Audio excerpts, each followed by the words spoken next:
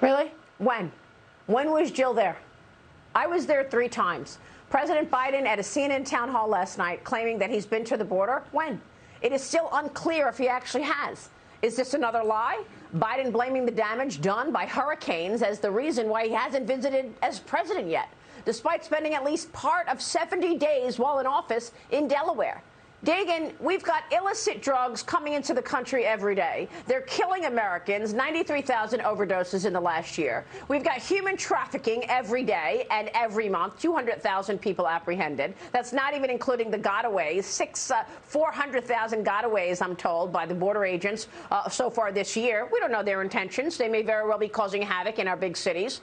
And he says, well, I haven't had time to go, but I've been there. He hasn't been there because he has no idea. It's worsened considerably under his watch. So the bottom line is he hasn't been there as things have worsened.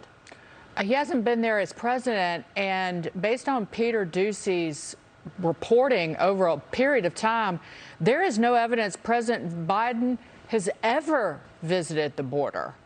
Not as president, clearly, but not as the vice president.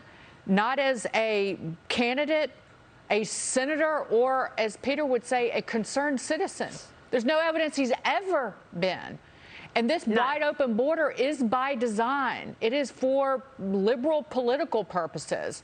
At the same time, they've laid the foundation for criminals to profit from human suffering and misery, whether it's drug abuse, fentanyl poisonings, or the trafficking of women and children into this country. And by the way, he mentions that his wife has been to the border, the first lady. That's great. What about your border czar? What about Kamala Harris? She's in hiding, quite frankly. Unbelievable. Christian, give us your thoughts here. I mean, I'd like to know specifically when Jill Biden went to the border, since he has no problem spewing out these things that may not be true at all.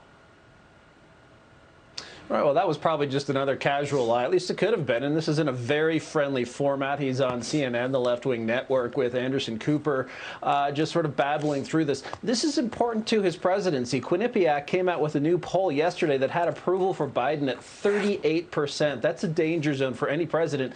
And get this, on immigration, they asked the question on immigration generally or the border crisis specifically. Only 25% of Americans support what he does. 67% disapproved of his handling of that. To get to only 25%, I mean, think of how many registered Democrats have to tell a pollster, a stranger over the phone, that they disapprove of the president. This is imperiling his presidency. But, you know, as Dagan said or implied, this is just sort of an ideological article of faith for this group. They just want that border open. They see it as a moral good, even though it's quite the opposite.